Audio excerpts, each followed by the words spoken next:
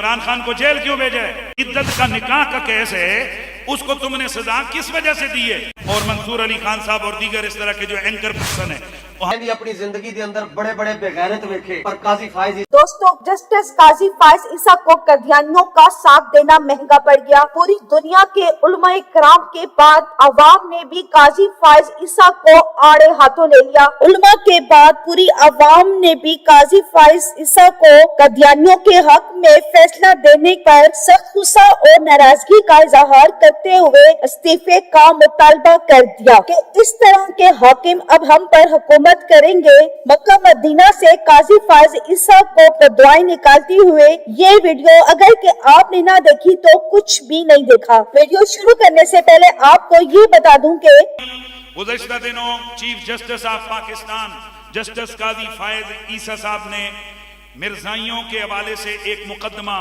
جو میں نے کہا جناب اگر آپ سے توہین عدالت نہیں برداشت ہوتی تو ہم سے توہین رسالت نہیں برداشت ہوتی۔ قادیانی مسلمان نہیں ہے، یہ جسٹس صاحب کو جو تکلیف ہو رہی ہے، اگر آپ کو بہت زیادہ تکلیف ہے تو آپ یہاں سے نکل کر دفع ہو جائیں، آپ ربے میں چلے جائیں۔ آپ جن کے میں بہت سارے ایسے اینکر ہیں کہ جن کو میں سمجھتا ہوں کہ وہ اپنے صحافتی اقدار میں بہت تگڑے ہیں، ان میں سے ایک منصور علی خان صاحب بھی ہیں، لیکن یہاں شاید اس چیف جسٹس کا بیڑا غرق کر دے میرے مولا پاک، جس نے عمران خان واسطے برا سوچا ہے۔